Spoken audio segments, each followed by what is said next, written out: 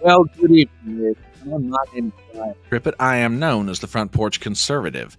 Sometimes I'm called the fine fella in the fedora, sometimes referred to as the beau in the chapeau, occasionally the wise guy in the wide brim, or on occasion you also hear the common man with common sense. But, as always, I am your host. Welcome to our latest session of Chattin On The Porch. We are on YouTube, we are on Rumble, we are on Twitter. And if you haven't done it yet, and Lord bless y'all, I have seen the tweets and the Gettrs and the everything else. Y'all have been like advertising the snot out of this thing. I love you guys. And thank you so much, because the guest we've got is one amazing lady. And, you know, as I've always said, I have a running list in my head of folks that I want to have a conversation with. And when I got the email and she said, yeah, sure. When do you want to do it? I'm like, ah!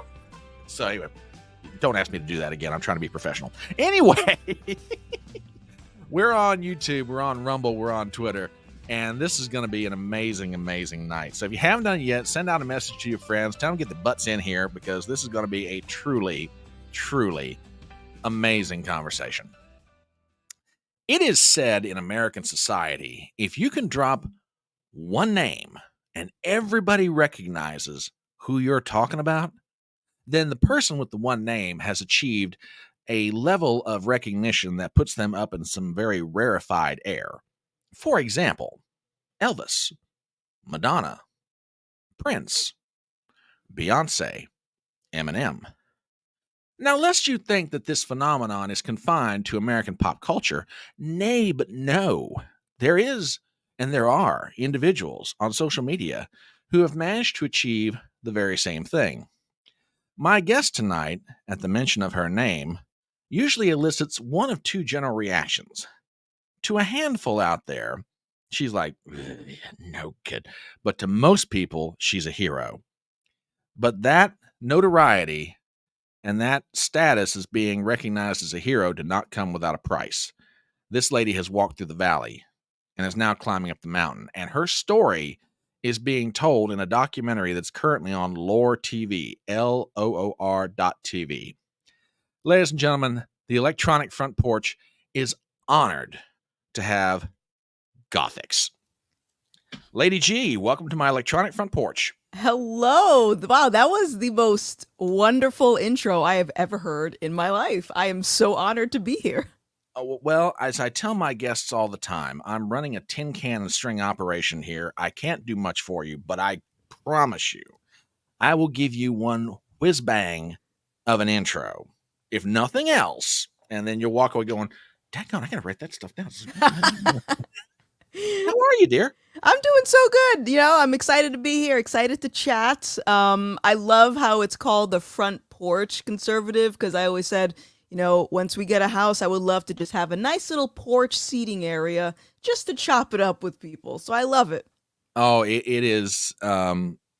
It's amazing. The neighborhood that I live in still retains that beautiful sense of old school community. Mm-hmm. When I first moved here, I realized very quickly how social everyone was, because I pull in my parking lot and across the street is the lady who I lovingly refer to as the mayor.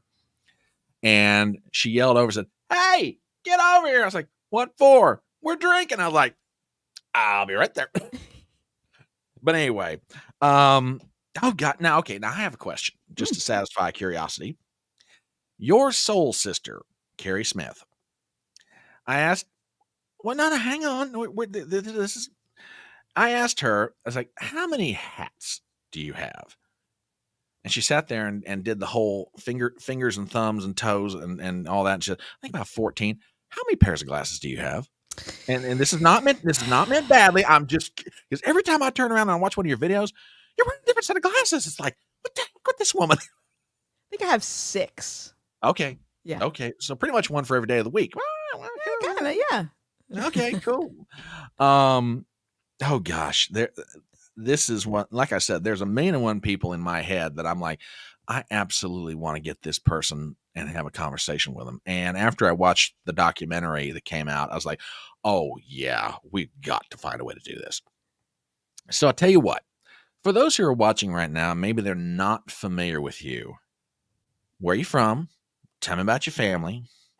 How did you acquire the moniker Gothix? Mm. And and what got you into video games and graphics? Because I tell you what, you do some of the coolest work I've ever seen. Seriously. Appreciate it. Um, yeah, so my name is Vanessa, born and raised in Rhode Island. Um, the name Gothix came from me being gothic in high school. I wouldn't really call myself gothic now. Like most of my wardrobe is black clothing, but I don't, I don't really put a label on it. But in high school, I definitely was trying to be like this dark, gothic, like rebellious teenager. And so I always played video games since I was young, and my username was Gothix Model that I used on all of the platforms that I would play games on. And so before I got into content creation, I was a model to a certain degree as like a hobby. And so I said, well, I'm Gothic, I model, Gothix Model. This is my username for gaming. And then when I started streaming, I just shortened it after a while to Gothix because that's what everyone would call me as. They never said the whole thing, so I said I'm just Gothix. And yeah, that's pretty much it. But yeah, video games was always something that I loved growing up, and I still do it. I just don't look at it as a means to make content anymore because I feel like the internet has ruined that for me. Well, given what I saw in that documentary, I can most certainly understand why. So let let's back up for a second. Mm. Video games today. I mean, I'm going to give you an idea how geezer status I am. When I started playing video games, it was an Atari 2600. And oh yeah. You at least know the name. That's mildly encouraging to me. So, you flip a little switch on the back of your TV and then you put a cartridge in and you're sitting there with this joystick that's just, and I use the word joystick now around gamers like, huh? So, but all right. If you had, if a friend of yours said right now, Lady G, what is the video game that if I'm going to get in, if I'm going to do this, what should I be playing? What's the hottest thing going right now? I think that's a matter of opinion, honestly, because there are some people like the first gaming console I have, it's somewhere back here, is the original Nintendo. And so like from my perspective, if I'm talking to someone who is brought up playing Atari and I try to pitch them something that's on the PS5, I have a feeling they're going to be like, this is just too much for me because it's so drastically different unless you've been playing video games the entire progression of gaming. So it's really just up for, I think it's just a preference, honestly. Okay. Yeah. Well, and that's something that occasionally I'll pop in on Xray Girl as Quarterback Garrett will all do like they call it the Sunday Fun Day. And what blows my mind, laying aside the very interesting conversation the three of them are having with each other while they're playing this video game, because it can get anywhere from saucy to spicy real fast. But what amazes me about video game technology these days is just the level of intricacy and detail. Because I mean, like I say, when I started in it, Pong was like, just gives you an idea really how old I am. And now I'm watching this stuff with like 3D graphic, and I'm like, how do they do this? This is amazing. It's just like, holy cow. And yes, Blue Streamer, you're absolutely right. I am giving you a tale of ancient gaming kingdom. Absolutely true. I mean, no one's ever going to accuse me of being a young whippersnapper. The longer they listen to me, like, you are old. But anyway, so let's start with that. Like I said, when I was watching the documentary, and you first got into Twitch. First of all, what got you into it? I mean, yeah, you're playing video games in high school, you're doing graphic design and everything else, and then all of a sudden, here comes this thing called Twitch. What gets you into? What gets someone to want to go onto Twitch and start doing things? Yeah, so I was I was working at a call center at the time, and my coworker told me about Twitch as a means to just make extra money. Because at the time, I was going through this period where I was starting to really think about the future. because I'm a high school dropout, and pretty much my entire life I've been working variety of temp jobs, warehouse stuff, customer service. It's just something to pay the bills. It's not anything necessarily that I've always enjoyed doing. Hmm. Um, but then I was like, I am passionate about certain things. We were talking about graphic design. I like being my own boss. I like being creative. I like creating things. And I wasn't getting that from, picking up the phone and being yelled at by customers. Um, Oh, they don't do that sort of thing, do they? oh, they do it all the time. That's not passionate for me, but it's just something to pay the bills. And I was at the time I was like really contemplating like, oh wow, I dropped out of high school. Where do I go from here? I don't want to do this the rest of my life, and I certainly don't want to go to college. So so what are my options? And then this chick tells me about Twitch. You can make money playing video games, and I'm like, well, I play video games. I'm already halfway there. So that's really how I got introduced to the platform. I just didn't realize that it took work, and it wasn't just a matter of turning on the computer and thousands of dollars rolling in. So, but yeah, that's how I got started. Yeah, I remember watching part of that documentary, which, by the way, folks, if you haven't seen it yet, it is on loor.tv, LOOR.tv.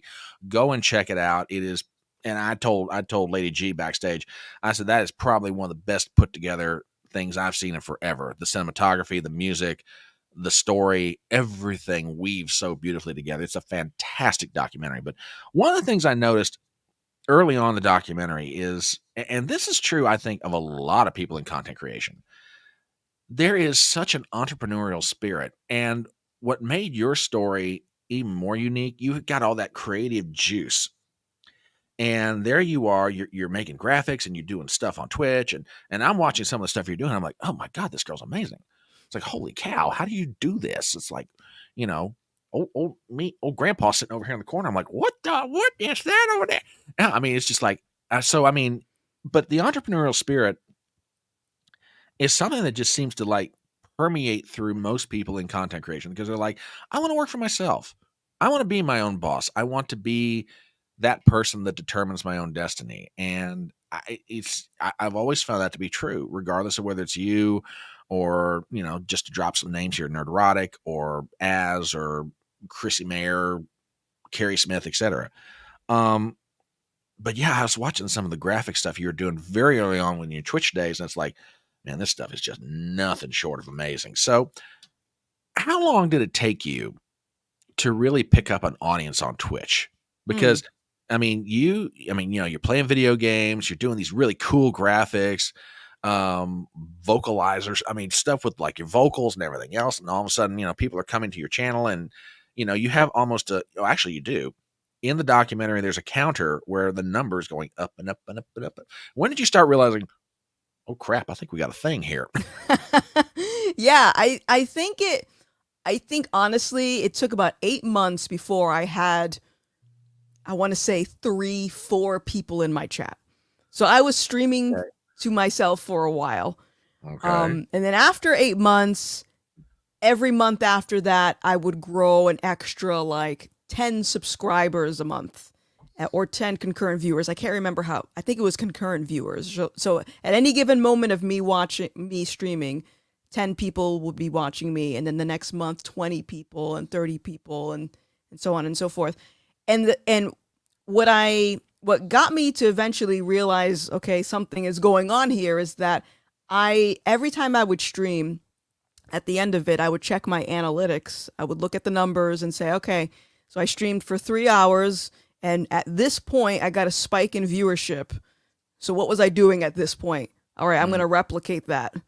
okay. Um, and I just kept doing rinse and repeat, and then it almost became like this thing where people know, okay, 4 p.m. Gothix is going to be on. It's going to be a fun time, and there was like a system to my show where I would say, okay, the second I go live, I used to have this sort of countdown screen where I would play a song and I would start dancing to the music, almost like how Ellen DeGeneres or Yeah. Degenerate Yeah. does. She starts dancing and stuff. So it was sort of like that, just to get people excited for the show, and then we would just jump into just doing improv or gaming or, so it was like a very involved production that I put together that people just knew exactly what they were getting into at a certain time. But yeah, it was just sort of like rinse and repeat and paying attention to what the audience likes. And I think to make the point, because you're talking about how there was this like entrepreneurial spirit within content creation, I think it's a good thing to pay attention to what your audience likes. But I think if you don't know why you're getting into content creation to begin with, it could also be a detriment, because I know a lot of people will just start doing whatever their audience likes, and they will just drain their soul.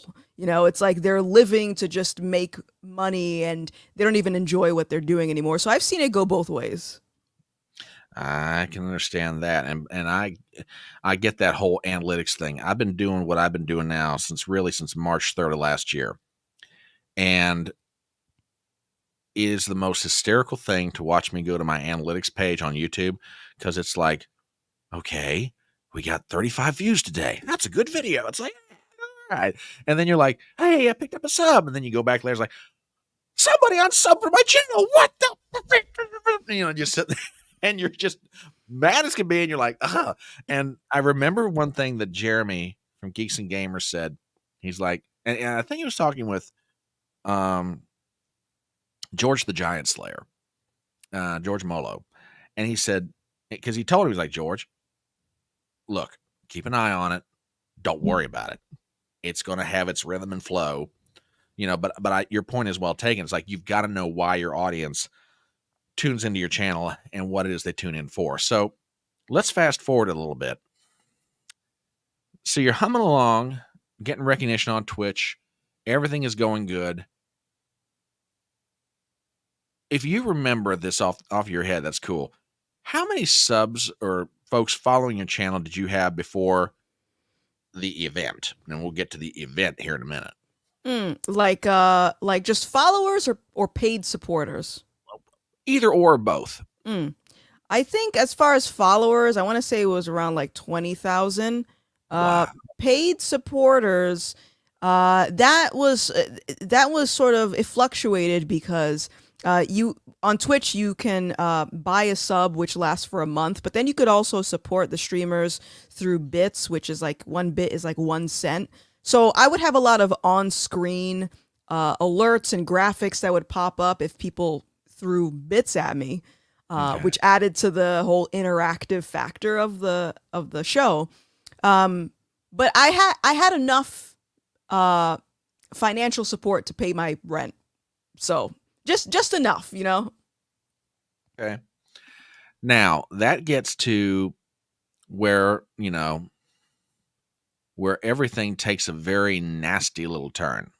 And I've always heard it said that social media can be one of the most cruel things imaginable. And when I saw the documentary and I saw what started your problem, I'm like, really? The woman makes this comment and y'all are freaking out about this? So for people who haven't seen it yet, or maybe they don't know your backstory, when did, shall we say, things took a turn for the nasty, and what caused it? Yeah, so I had just started, I decided to quit my job and say, okay, I'm going to see if I can make it on my own, just making content and streaming. Let me ask you something before you go further. How scary a feeling is that? I mean, in other words, terrifying. Like, yeah, I was going to say, because that's like, you're like taking, it's like that moment in Indiana Jones and the Last Crusade. Harrison Ford takes the deep breath and like puts one foot out, and it's like, I have no idea what's going to happen next. So, okay, go ahead. No, it was terrifying. I had a friend who was my moderator at the time who was trying to convince me to do it. And I was like, I don't have enough money saved up, which I really didn't. I had like maybe $4,000 in the bank account, not a lot. And so he was like, you should do it. And I was thinking about it for a while, and I would even ask people on Twitter, like, what do you think about this? And most people that I would ask would say, don't do it. Just don't. And I think I was just at the point where I'm like, you know what? I'm going to do it consistently. I said if I could just make enough to pay my rent for 3 months, Yep. then I'm gonna try. I'll just be a little careful with my money, with my savings. I'll budget accordingly, and I'm just gonna take the risk because life is about risks. So why not? Worst that can happen is I go fill out another application. Not a big deal. Yep. So yeah, it was scary, but I mean, looking back in hindsight, I'm like, all right, well, I'm glad I did all of that. But as far as how all that happened, so I quit my job, started doing it full time, and I want to say it was not even 2 or 3 months before I got canceled. And the reason that I got canceled is because Disney announced that they were going to be doing a live action version of The Little Mermaid. And But what year was this? this was 2019. Okay. 2019. So they said, "Oh, live action Little Mermaid. She's gonna be black. Surprise!" And I'm like, "What?" so, and I was weird. I was like, "Okay, whatever." But I had started to notice that a lot of people were being accused of being racist for having reservations about that. And I'm like, that's not a good enough reason to call someone racist. In my opinion, that's just foolish. So I voiced that opinion on social media, and apparently that was unacceptable. And so people started pulling their support from me. They started contacting my sponsors. It was a wild time. I was literally at the movie theaters when I posted that tweet, and then I'm looking at my phone blow up, and I'm like, what is happening right now?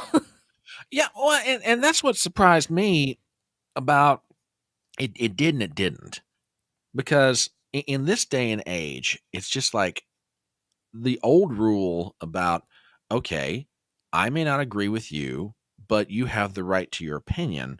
Somewhere along the way, that got wadded up and chucked right out the window, and I'm sitting here going, guys, you can't really have a civil society where y'all can learn to get along if everybody's at each other's throat.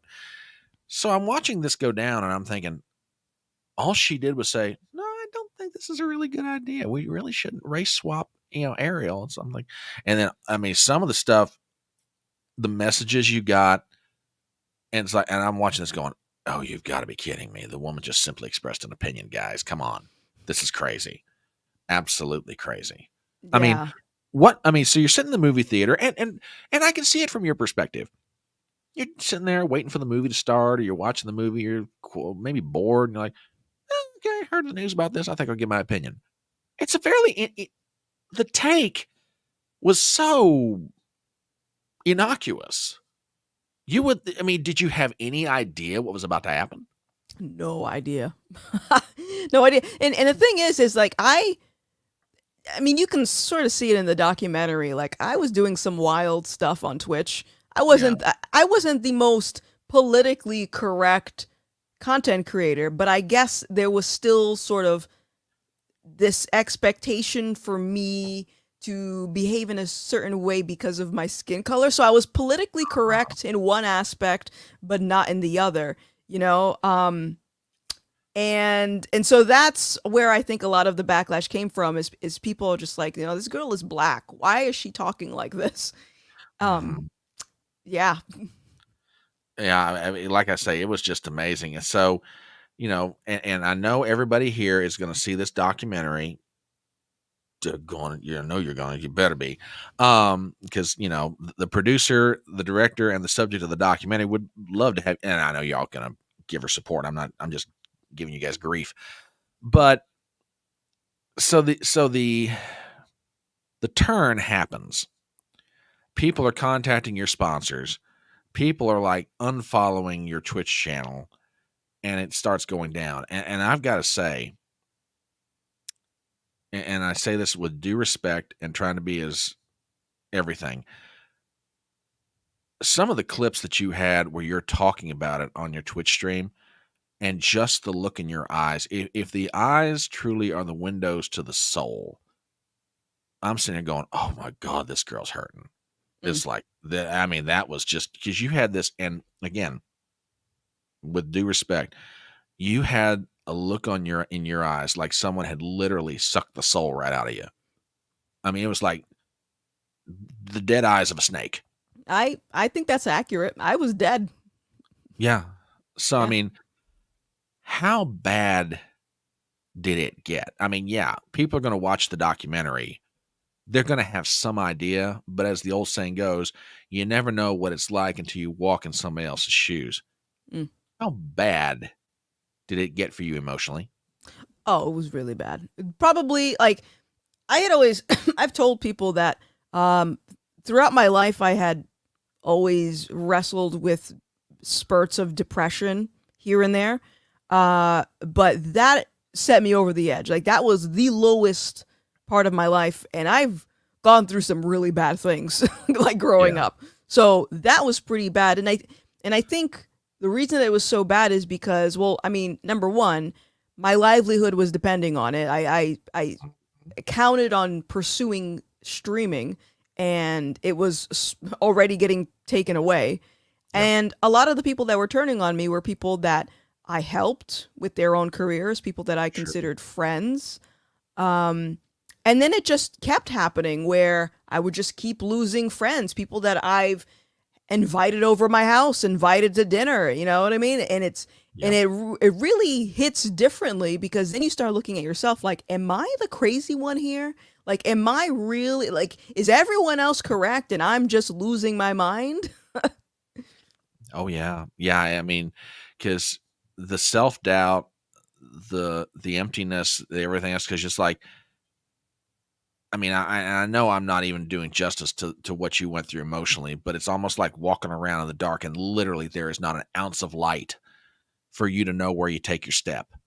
It's like, okay, should I step here? Should I step there? There is nothing that gives me guidance about what to do or how to feel or anything else.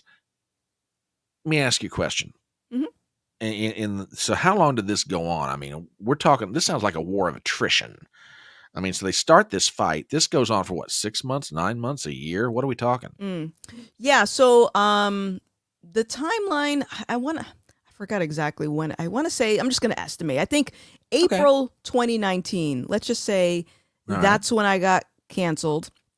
I took a few months off of streaming there, and then the cancel storm died down. You know, that initial, you see like a compilation of people sending me DMs and stuff like that.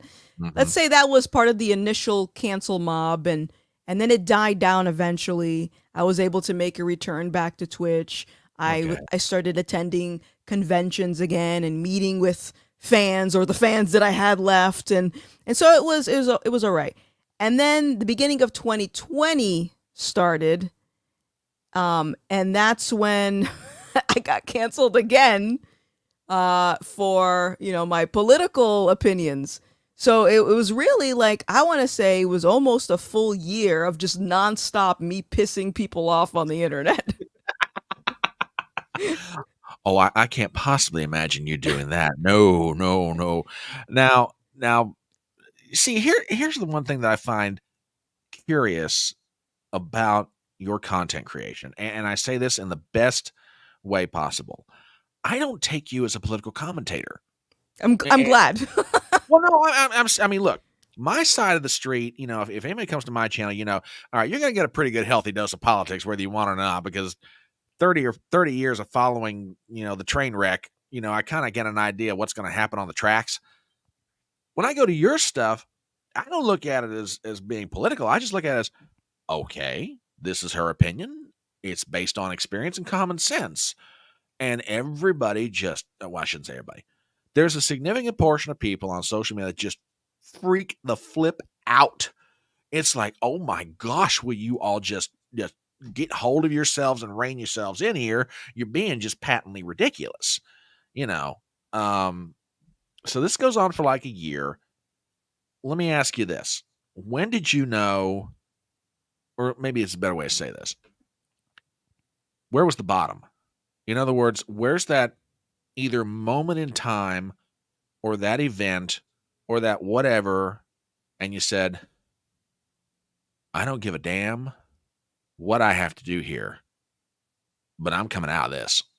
I am not living like this emotionally anymore. I'm not living like this mentally anymore. I don't know how I'm going to do it, but I'm coming out of this. I honestly don't even remember Exactly. Yeah, I don't remember that. It was just something that that clicked. Um, you know, when I was going through that period of just taking some time away from streaming, I would literally just sit outside for hours and just zone out. And Yep. usually I would be high out of my mind because I was still smoking weed at the time, but I was just like numbing. Like I just want to zone out. I don't want to talk to anybody.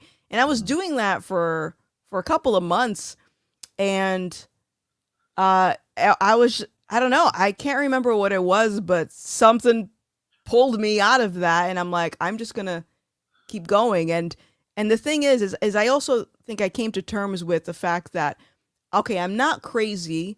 The things that I'm saying are true. If something is bad, then it's bad all the time, not kind of bad. You know, like Right. um, if you're saying just it's bad all the time. Like be consistent. Sure. And the way that I looked at it was like all I'm saying is just be consistent, you know? And I believe that's the truth. And if people are getting mad at me for saying the truth, that's more of their problem. And so, like, I appreciate you even looking at my channel and seeing it not as a political channel because I don't like politics. I have a lot of opinions about things and I talk about a variety of things. And from my perspective, what I'm saying is the truth. People are free to disagree, but I think it's the truth. And so when I find a topic that I want to talk about and people get upset at me for saying the truth, I'm going to double down and say more of the truth.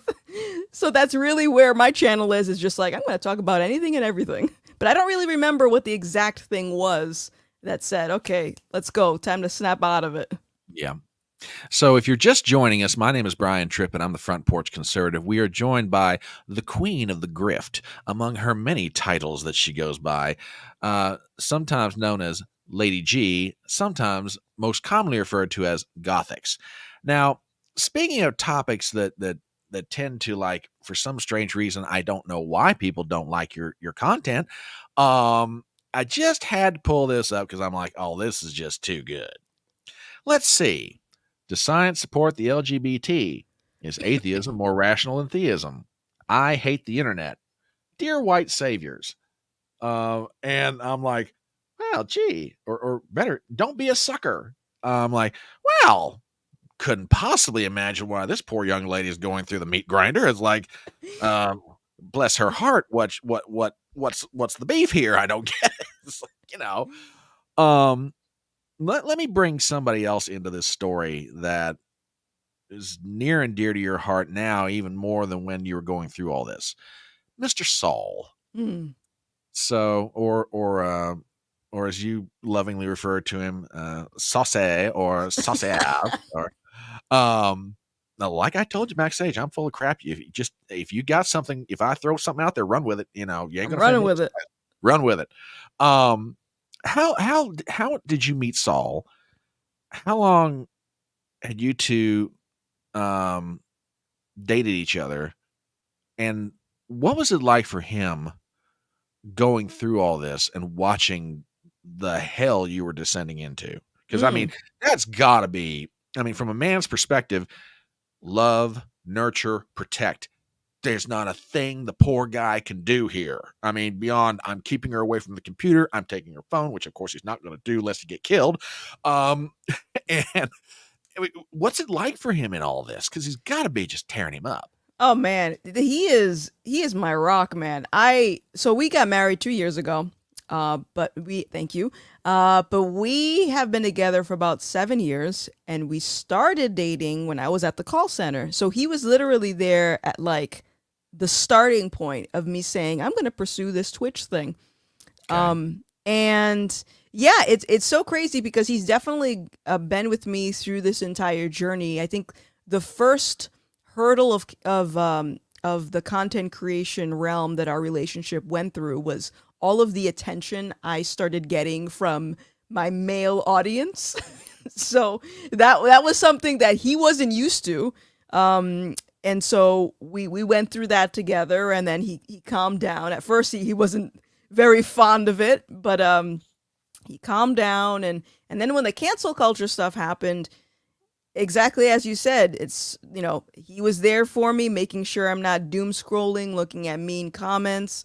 Yeah. And even now, uh, he notices, like, if I'm just staring down at my phone and I'm just sort of like, tuned out, he'll try to redirect it like, "Hey, look at this thing over here," because Ah. I think, because I can have a tendency to get lost, and this is why I try Oh to yeah. disconnect from social media and just make it my job as opposed to making it an extension of my life, which is sort of what I did before, where Yeah. a lot of the people I called my friends were just people that I met through content creation. These are just virtual friends. And it's like, well, no, I have to have a social life off of the internet. I have to have hobbies off of the internet. Yep. And so, like, he's been very, very good, keeping me in reality, if you will, to not Yep. fall into that now. And even, when I make videos now, he'll ask me, like, "You're not looking at the comments, right?" And I'm like, "All right, I'll stop." Like, I just, Yes, dear. yes, he's right though. He's right. Oh, absolutely. So what that gets to something else, and I've also figured out in my brief time in this strange world of social media, there's its own interesting set of vocabularies, and I think one of the interesting expressions, and I don't know if it's original to him, but gone if he doesn't use this a lot, as from heel versus babyface, and he will use the expression touching grass. Mm. In other words, the idea, look, you may be here, whether it's video games or you're making videos, you're doing live streams or whatever, every so often turn the dad blame computer off and walk out your house, take off your shoes and feel some green grass under your feet. I mean, breathe in some air, see the clouds, you know. Um now now this is going to be an interesting swerve. But I should have segued this question way earlier than before now. As I said, you go by many different nicknames, but there is one you've got, and I am loath to understand how you got this one. Granny? How the heck? And I'm not, Saul. If you're out there, don't drive down to where I live and beat me up or anything. But I mean, you're far too young and far too lovely to ever be referred to as Granny. Mm. How the heck did you ever get that one? I don't understand that. So, I mess up my streams a lot. Lots of technical difficulties. And it's funny because the reason I'm so bad at being a streamer is because I had taken so much time away from being a streamer. So Uh-huh. I was streaming every single day, 5 days a week for 3 hours a day. And I Okay. had a system that I would just do a checkbox, right? Get that Right. system. Right. And when I would take these breaks, the tools that I was using, they've advanced them so much that I'm like, I can't be bothered to relearn all this stuff. You know what I mean? So it's really just like I think people look at that as like me just being old, and I'm like, yeah, sure, I'm sure there was a part of it where I'm just forgetful, but for the most part, it's like I just don't take content creation as serious as I did before Yeah. to feel the need to relearn all of these things. Oh, well, yeah, because I mean, when I got into it, everybody's talking. Oh, you should try OBS. I got one look at OBS and went, "What? No idea how to use this flipping thing." Then I found StreamYard, and I'm like, "Okay, there's the old guy. There's the old guy's program. That's how you do this. Love it." So and you find what you're comfortable with. So let's. Interesting, you asked that. It almost sounds 3 hours a day, 5 days a week. God, you're almost on like Rush Limbaugh hours. It's like that's ridiculous. And this was Um, after I would work a full 8 hours at my regular job. Holy cow! It's like the blessings of being young. Let me tell you. But let's talk about your return to social media when you sort of came up off the bottom, off the mat. And if I'm wrong in how I understand this, stop me or feel free to correct me. You started out your social media life on Twitch. Twitch obviously had more or less become so toxic. It's like, well, I want to go back to this. Then you find this curious little website that, actually might make a go of it called YouTube.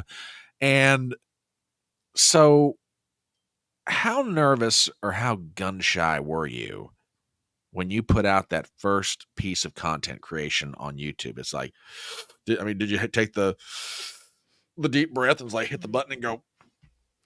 I mean, Yeah, I mean, I think it was also more so like I had already lost so many relationships that I'm like, can I mentally take on the fact that I'm probably going to mess up more relationships? Like, I don't think I was mentally prepared, but I was right, like, I need to do this because no one is talking. Everyone is just yelling at each other on the right. internet. And I'm like, I think what I'm saying is reasonable, so I'm gonna go for it. It's probably gonna hurt, but I'm gonna do it anyway. Absolutely. And so so you take the first step, you hit the button the first time, you upload it, and you're like, okay, that wasn't quite so bad. So after the first few posts, how long? I mean, if there's not an exact timeline to this, that's perfectly fine. But so you start posting stuff on YouTube and you post this video and that video and maybe do a little stream here, a little stream there. And how long did you realize, okay, kid, you're going to be okay. It's going to be all right. Take another step. Take another step. Let's just keep on walking, move and breathe. It's like an old yoga teacher of mine used to say, move with the breath, just move and breathe. Yeah. So what was that like for you? I mean, I think when I started attracting a lot of people, I think it was maybe like 2 or 3 months in, my viewership just skyrocketed because one of my videos had gone viral. And so I would just live stream a lot, and I'm like, wow, there's a lot of people in here that are very rational, not just because they agree with a lot of the things that I'm saying, but they are calm. And I'm not used to this calmness in the political arena. So I'm like, okay, there are people out there that haven't lost their minds, that are still willing to have a conversation. And I would still get people in the chat that would disagree with me, but it wasn't at the extent of them just yelling at me on social media. And so I was like, okay, I think I'm not the crazy one out there. It just appears that way, which is one of the things I try to tell people when they get so fired up about something on social media. It's like, you're only seeing half the story, if that. Yeah. Everything always looks worse when it's, right in front of your face. But, there's a lot of people with different ideas who are willing to talk. So yeah, it wasn't that long after I started. So you get back, you go on YouTube. How long? I mean, if I may ask, and I could pull it up real quick to find out, how many subs do you have on YouTube right now? Just out of curiosity. 300,000, I think, Oh, give or take. Ladies and gentlemen, I don't know what you call it, where you come from, where I come from. We call that a comeback. Um, and I've watched live streams that you do, and I love your audience, and I mean that in all sincerity. Your audience is, even if they don't agree with you, you always establish, much like your good friend Carrie Smith, you always establish an environment where, okay, I don't necessarily agree with you, and probably you don't agree with me, but let's talk to each other. I mean, that to me is, I mean, there was and his name's escaping me right now. He's a over the road truck driver. And I think you guys got into a discussion about atheism. Oh yeah, yeah. Yeah, Yeah, yeah. I remember that one. I was watching this go down, and I'm like, okay, this is actually cool. This is what we used to be able to do. So yeah, I was like, yeah, this is like cool. So where does it go for you from here for like content creation? Because I mean, you know, everybody has, how do I want to put this? Everybody has that point on the mountain where they're like, you know what? Kind of like it right where I am. I mean, right now there's an unofficial race going on between two content creators, and you're familiar with both of them, Dan Vask and Nerdrotic, and they're racing each other to 1 million subs, and they've got an interesting side bet about what happens if the other one beats the other guy there first. As you're traveling up the mountain, I mean, where does it go for you from here? Because I mean, you're making content, you're doing live streams, you're having fun. Your life is in a much better place, obviously, than where you were. So, does it continue to grow and expand from here? Or are you like, if it does, it does. It doesn't. Yeah, my perspective on content creation has changed so much. And now it's like I don't know where things are going. I still have Sure. this desire to entertain. I have this desire to be creative. I don't necessarily think it's in the medium of content creation. Sure. Um so I'm open enough to just say, okay, wherever God takes me, I'm gonna go. Because that's essentially what got me to this place. Is I'm just saying, I don't know where I'm going, but I'm just gonna go Sure. towards truth. Whatever is the truth, that's where I'm headed. So that's where I'm gonna keep going. Because I think, you know, part of the stuff that I've learned these last couple of years going through all of this stuff is, um, I just don't numbers aren't a thing that I'm so focused on anymore.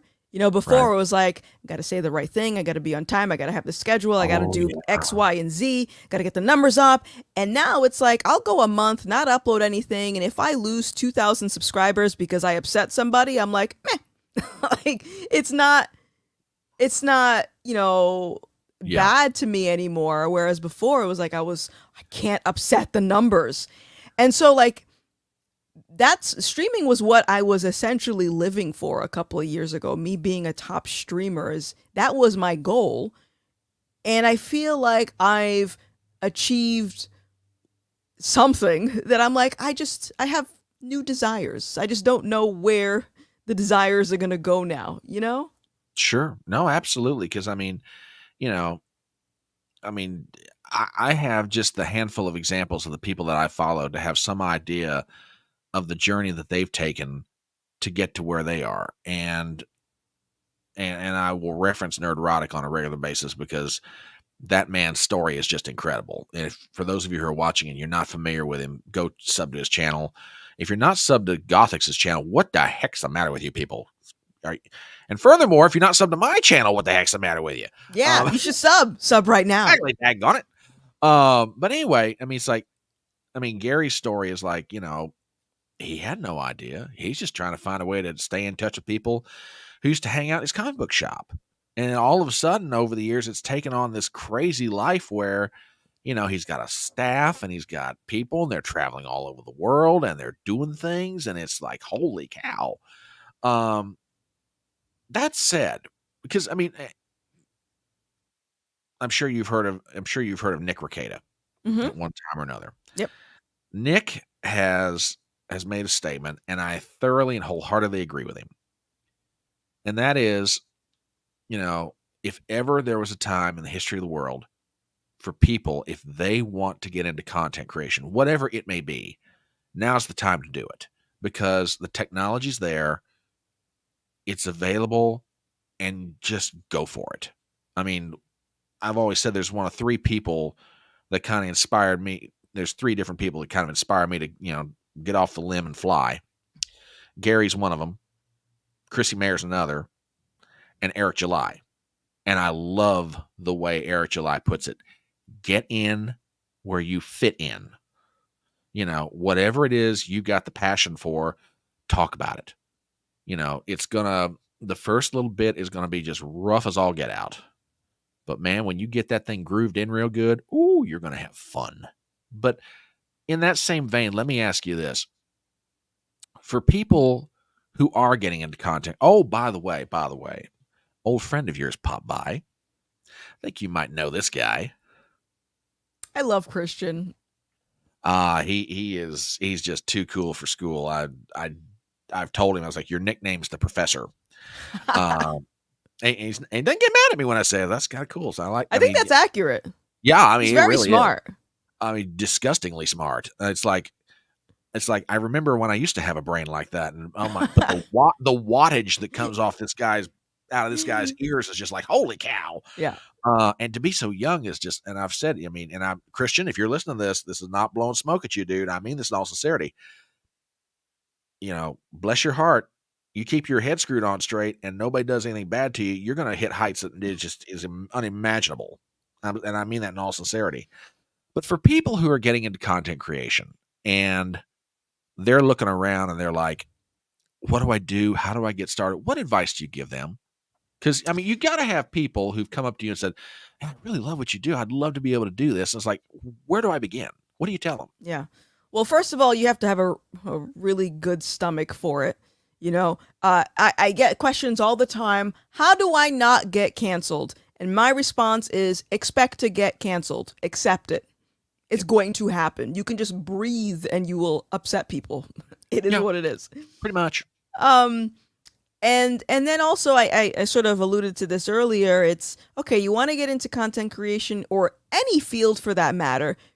Understand why it is you are getting into it. With content creation in particular, I think there is a high temptation for people to get into it for the wrong reasons. I want attention, I want love, I want admiration, I want to be popular, I want to be rich.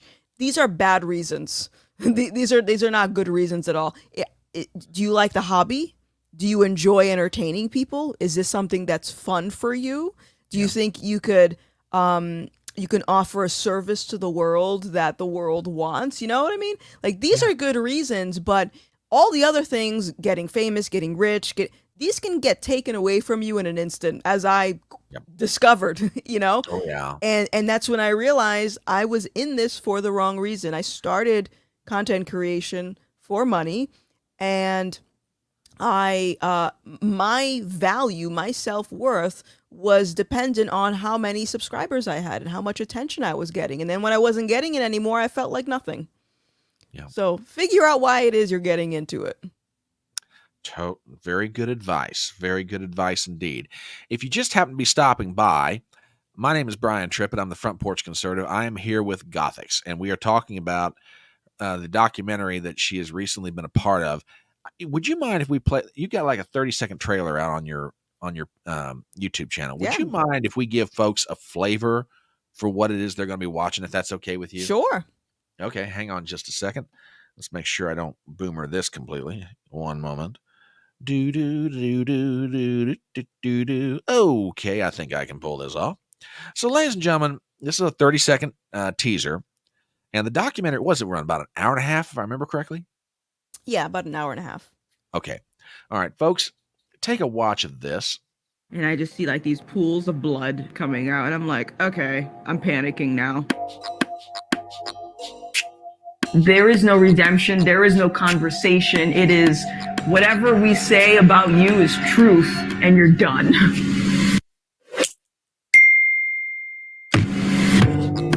For the first time in my life, I'm doing something that makes me happy. You took the one thing I loved away from me. And I just see like these. Oh, that's good. I mean, what that demonstrates wasn't good, but the documentary itself is just amazing. And folks, if you're watching 30 seconds of that and you're like, oh wow, that's amazing. Oh, you've got to watch the whole thing. I'm serious. Go to LOOR.TV. It is absolutely worth it. That documentary is nothing short of extraordinary.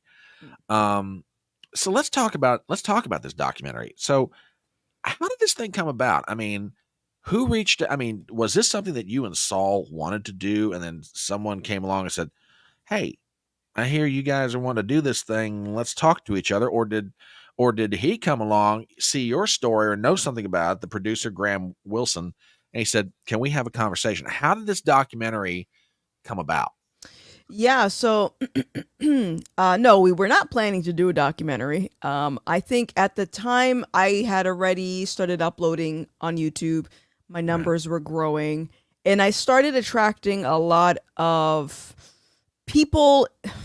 How do I say this? I attracted a lot of people who were looking to make a quick buck.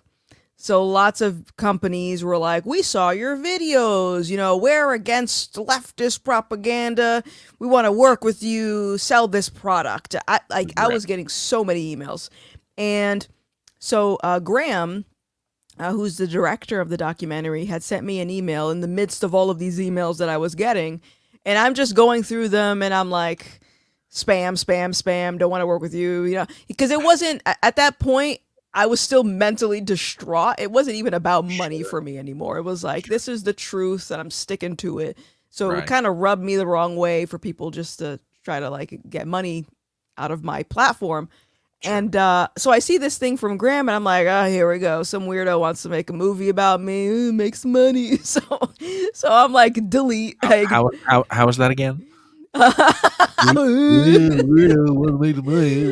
So I deleted it, and I'm like, I'm just gonna ignore him.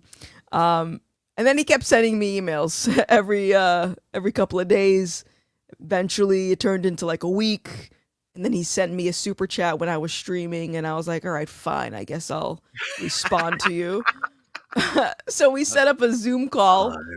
Yeah, we set up a Zoom call, and the thing that clicked for me to say, okay, you can trust this guy, is his kids walked in his office behind him. And I was like, all right, so he's not a serial killer because he has like 3 kids and he seems pretty normal. So I guess I can trust him. To which somebody would have said, he could have rented those kids. You never know where he got. Yeah. Mm-hmm. So how long did the documentary take to actually make from start to finish? Yeah, so after we had our Zoom call, I want to say it was like 2 weeks out, and he was in Rhode Island. He stayed here for a week recording. Okay. And then he flew me out to Idaho, which is where he lives. We did some filming there. And then the last scene in the documentary we actually recorded the beginning of last year. Okay. So altogether, 3 years of recording, but mostly editing, solely done by Graham. Yeah, that's the one thing about doing videos. It's just like, I mean, I know I could do them better, but it's like, someone asked me, what's the hardest part about doing a video? I was like, the editing. Oh, I hate it. I know. Sitting down in front of a camera. Oh, trust me, I've got the gift for gab. I could talk your leg off. I could do that all day long. Sitting down and editing a video and getting it just like down to a razor's edge of this one point in the video where I want to stop and then start and not make it look weird. Mm-hmm. It's like, I mean, some nights I'll just like hit the cut button and I'm like, man, I'm on the game tonight. This is like, whoo, bring it on. And then someone's like, God, this is the 10th time I'm having to do this. It's like, and please don't ask me to do that again, folks, because that's too much strain on my innards. But anyway, you get the idea. It's a little bit frustrating if you've never done it before. And there's one part of that documentary, and like I said, I mean this with all my heart. It's extraordinary. But there's one part of it that is very touching. And it's toward the end of it. And I think you're sitting out there in Graham's house in Idaho and in front of this bookcase of books. And you're sitting on a box or you're sitting on a chair and you get into a discussion of your faith and how people have come up to you and said, oh, thank you. Because of you, I found God. I found Jesus. I have renewed my walk with the Lord. And of all the moments I thought you would cry during this video, I'm thinking, and not that her crying at this moment is inappropriate, but I'm thinking, man, for everything else she could have cried about, this is the moment she starts shedding the tears. Not there's anything wrong with them. I'm like, oh, this is cool. This is just cool. So, and the other thing that is now throughout permeates your content, even when you're not talking about it, is your faith. Would you please, for the benefit of our audience, tell us about, how shall I put this? Either God's journey to you or your journey to God. Let's put it that way. Yeah. I think it was a combination of both. Drawing near to God and he'll draw near to you. And it was definitely that, because it's, what's so interesting, because we were talking about my channel earlier and how you don't see my channel as a political channel. Right. There's a lot of people who see my channel as a Christian channel now. And I wouldn't even classify my channel as that. No, I think the reason why I'm so overt talking about God is because I have both sides of the story now. And my entire life, me used to being so anti religion, most specifically Christianity. I had an issue with Christianity. Okay, so now I'm curious because I always find it interesting for various reasons. There's usually either intellectual arguments against Christianity or there's personal arguments or what. So, all right, so your beef against Christianity goes to what issue? Yeah, so it Or back, let me rephrase that. Back then it went to what issue? it went so the biggest issue for me was the cultural aspect of Christianity, in the sense that, more specifically, I didn't like how Christians hated gay people. That was probably the number one thing. Okay. And then the secondary thing was I didn't like how Christians would condemn me to hell because I used to dress really gothic, and I used to not even just black clothing, like I used to use demonic imagery a part of my attire as like an aesthetic. Like I thought it was cool to have like upside down pentagrams and all that as part of like my go-to wardrobe. So it was sort of like that. It's like, I don't like judgmental Christians telling me I'm going to hell, and I don't like judgmental Christians telling me that my best friends who are gay are going to hell. Right. And now, fast forward to me being a Christian, the things that I learned is, well, first off, if you are not someone who believes in God, what is your basis for saying that something is wrong? You know what I mean? It's so I would say it's wrong for Christians to be so bigoted towards gays or me. You know, they're so hateful. What do you mean by hateful? What do you mean by bigoted? What is my standard that I'm measuring to even come to these conclusions?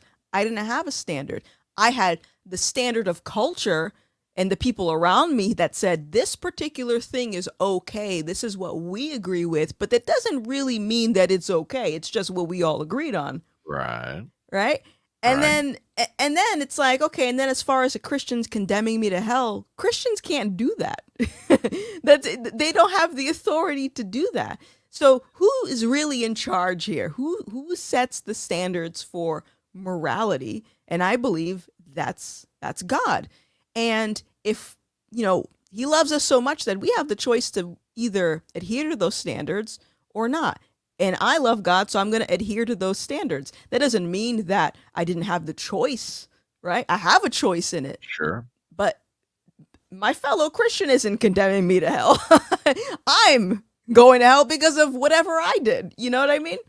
So it was a learning process of realizing, okay, and I think that also in hindsight, I think me getting canceled for The Little Mermaid and then the political opinions, I think it was God preparing my heart so I could see the bigger picture. Yeah. Because at the root of me coming up with all of these weird accusations about Christianity, it was a misunderstanding on my part. I didn't ask enough questions. I didn't ask for context. I was making assumptions based on my feelings, and that's exactly what people do in the political arena. They don't ask questions. They form these weird conclusions. I can't talk to you because you voted for so and so. You're a bigot. You're this, that, and the other. Yeah. And so going through that process, and then me losing friends because of the politics, it's like, okay, God was preparing me because, okay, you lost friends for the politics. You're going to lose some more friends following me. Are you ready for this? So it was a little by little. I'm like, okay, I see where this is going. Yeah. There's and you probably are very familiar with it, talking about the judgmentalism that can be from Christians inside the church. And years ago, I had a teacher instill in me a very interesting lesson about why it is that Christians, ought not look down their nose at each other. And he went to a very specific part of the New Testament. And the story goes like this. St. Peter goes to hang out at this person's house overnight. And if you know anything about the Middle East or Middle Eastern culture back in that day, the coolest place in the house to sleep is on the roof because there ain't no air conditioning. You got to find some way to stay cool. So the story goes, while St. Peter is asleep, he has this dream. And in this dream, starts coming down this blanket out of the sky.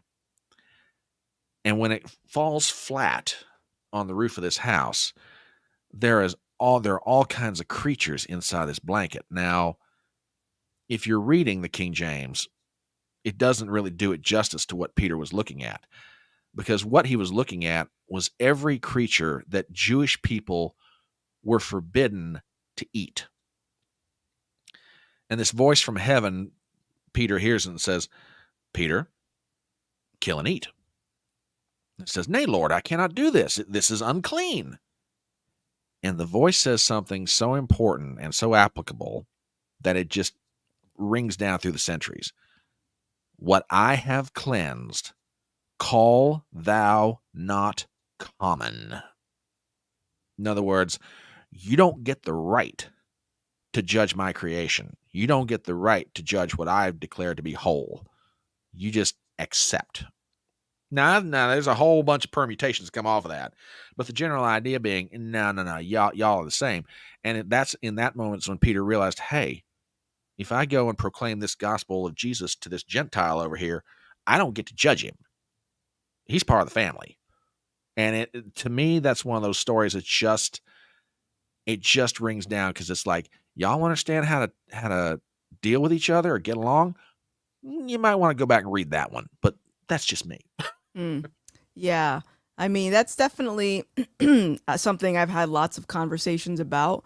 And again, going back to me not having context as someone who didn't believe in God, it's that I was trying to say, okay, this is who God is based on all of his followers. You know, if his followers are acting like this, then I don't want to follow God. Yeah. And what I tell people is like, well, if that is your standard of who God is looking at other people, you're always going to be disappointed, because we suck. Like we're not very. That tells what you really think of the human race, please. We suck, man. Like, we should be good ambassadors for the Lord, but we are not perfect. He is perfect. Yeah. And so, you know, again, having both sides of the story now, me growing up very Gothic, me, you know, with the shaved head, the tattoos and all that stuff. It's like, I wasn't raised in the church. I wasn't raised with a religious Christian background. Right. And so I know how to reach people that are, that also weren't raised in the church, or at least I think I'm getting better at it. But, you know, when I see other Christians that sort of nitpick of like, oh, you're not really saved because of, you know, you got tattoos, because you listen to this music, I think there is an argument for like behavior. You know, if you're a believer and you're going out and you're getting drunk and just fornicating with random people, I think there's an argument there for behavior. Absolutely. But, you know, nitpicking to the extent that I see a lot, especially with like people who dress like this, it's like, I think you're missing the bigger picture here. You know, I think what matters is what's in someone's heart, and not whether or not they have a shaved head and a nose piercing. Well, I mean, take, for example, John the Baptist. If you took John the Baptist today and put him in an American church, I am telling you right now, ain't nobody would let him through the door. Why? Because you go back and read the accounts in the first four books of the New Testament, and John is described as a man wearing, you know, a camel hair and loincloth, and, you know, he's got something tied around his waist for a rope, and long shaggy hair, and dirty like the desert. And I mean, to look at the guy, you'd go, this is the messenger of God proclaiming his soon arrival. It's like, what the heck is this? It's like, you know, but the reality is, old John the Baptist, he was probably one of the most important harbingers of the living God that ever walked the earth before Jesus met him on the Jordan River. It's like, you know, he's out. But again, if you took John the Baptist out of the first century, you drop him into an American church, okay, I'm telling you, I will, if I had money in my pocket, I'd bet you nobody let him through the door. I bet you they wouldn't. And it's just like, guys, you know, the joke that I tell people all the time is, especially when someone gets snooty, it's like, oh, look, can you believe that person? I was like, yeah, and ain't you gonna be shocked when you see them up in heaven? Mhm. And then they're like, what? I was like, how do you know they're not Christian? How do you know? I said, I'm telling people all the time, you're going to have your mind blown when you get there and go, he made it. Oh my God. What? Huh? It's like this guy made it. You gotta be kidding me. I didn't think, you should have been paying attention to your own self. Quit worrying about somebody else.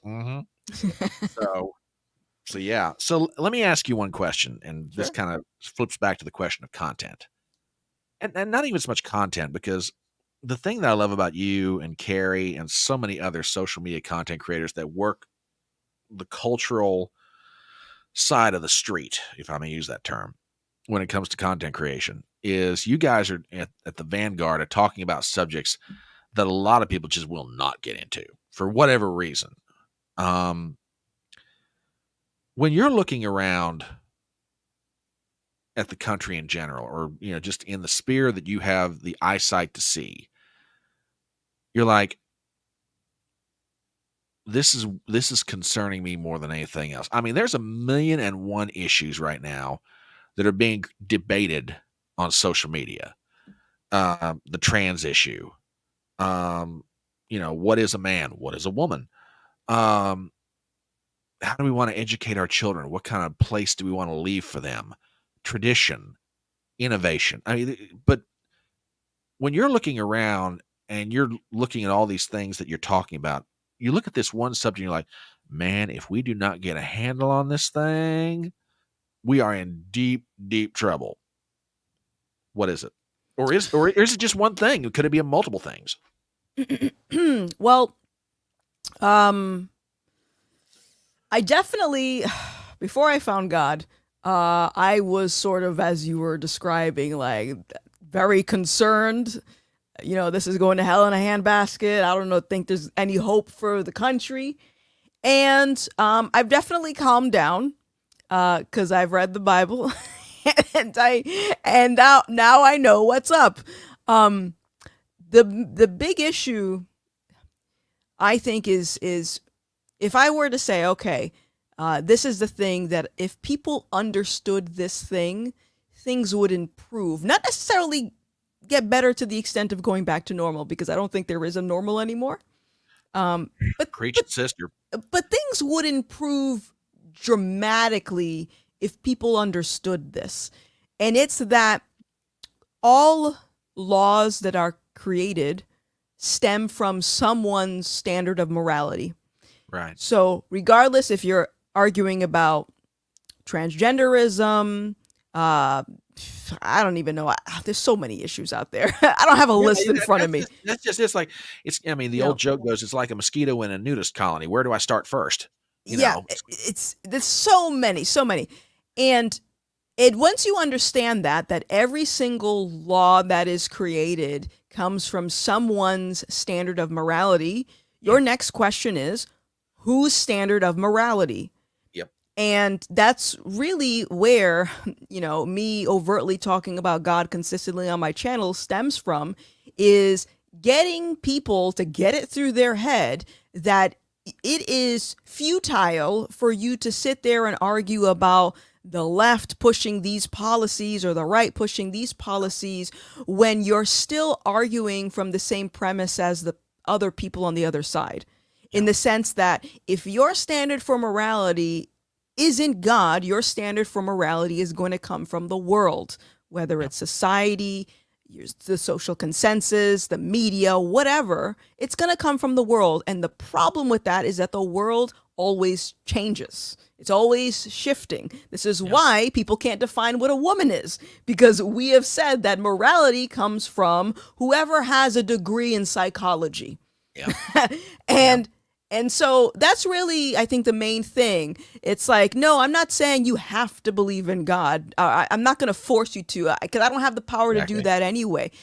But at minimum, you have to recognize that if you don't have a clear, source of where that morality comes from, you are always going to be dealing with someone else's standard for morality, which can go to the extreme. Like the worst of the worst thing that you could imagine is what could happen if we're just going to go based off of, oh, yeah, morality is subjective. It is what it is. Yeah. Yeah, absolutely. Yeah, I always find it amusing when someone says, "You can't legislate morality." I'm like, dude, So, we do it every day. all the time. All Yeah. the time. Yeah. It's like the only question is whose morality are we legislating? It's like, really? We're going to get into this kind of stupid argument? Just there comes a point, and this is definitely not you, but I'm kind of there. It's like, you've watched this stuff for a long time, and you're like, really? We're arguing over this still after all these years? It's like, can you please step it up a little bit? It's like, Yeah. but I tell you what, before we wrap it up, I have always said, I've said throughout this stream, and I'll say it to anybody who'll listen to me, that you have some of the coolest fans that are on the internet. And there is an absolute love and a bond between you and the folks who hang out on your channel. And as we start to wrap this up, I want to put a few of these up here, just to let you know, lady, for those moments in your life, you're like, what the heck am I doing all this? Just remember, there are absolutely people out there that absolutely love you. They're thinking of you. They're praying for you. They want you to know that above all else, you are appreciated. So I'm just going to put a few of these up here just to let you see them. And I think if I didn't do this, I would be a little bit remiss, because it's like, and this is how much your fans love you. And I think it absolutely ought to be said. Let's see what else we got here. Oh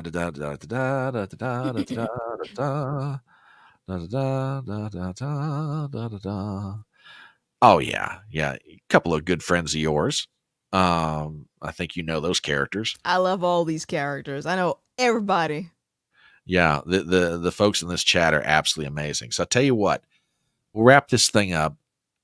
If folks want to support you, if they want to find your content, where's the best place for them to go? Where can they reach out to you and say, you know what, I love you, keep doing it. What can I do to help? Yada, yada, yada. Mm-hmm. Yeah. And thank you for the prayers, by the way. I need all the prayers. You can support my content. I think right now I would really like to get the word out more about the documentary. I want to get it out in front of more people. So if you really want to support, go to lore.tv, sign up, use code Gothix. That's going to directly help me and Graham. And if you've already seen the documentary, if you have the ability to leave a review on Rotten Tomatoes or IMDb, leave a review. Even if it's honest, even if you think the documentary sucks, leave a review.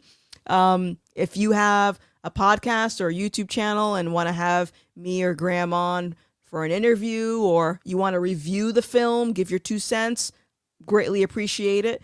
But yeah, tell your friends about the doc. We want to get it out in front of more people. We have no money for marketing. We're poor people, but aside from that, yeah, you can find me on YouTube, although I'm not really making content right now. You can send me an email if you want to get in contact with me at gothix.tv. Cool. Yeah. Now there are differentiations. There's poor, and then there's po. At least you ain't. At least you ain't po. I ain't po. I'm just a little bit poor. Yeah, that is the unique thing about living in the South. That there is a whole dialect down here, and I always love it when folks come down from your neck of the woods and they've never really been down here before, and man, the culture shock they get is just, it always cracks me up. And I'm sure you're quite sophisticated enough that you could work your way through this inside of the first few minutes, but it just always amazes, like, especially when somebody from the South looks at somebody from the North and says, "Oh, bless your heart." I love it. And the person from the North doesn't realize that phrase has so many different meanings. We could mean, we praying for you. Then it could mean, you so dumb. So Always cracks me up. But anyway, Gothix, hang around for just a second. This has been absolutely wonderful. You are welcome back on my channel anytime you want. You have all you Awesome. got to do is send me an email and say, "Hey, I got something burning on the brain I want to talk about." Like, come on, let's All go. right. I had a blast. Oh, this was a load of fun. And thank you to everybody who was here tonight, who will be watching this later on. Just keep your eyes open. I've got more videos and live streams and stuff coming out, and you just never know. I might do another one tonight because I found out something's going on that, you know, I got a grift too. So, you know, there might be another live stream tonight. Just keep your eyes open. But anyway, hang around for a second. We'll say some proper goodbyes. Thank all of you guys for being here. I'll be back Saturday morning for Front Porch Brunch, our weekly review of items in the news. So thank you guys so very much, and y'all have a good night.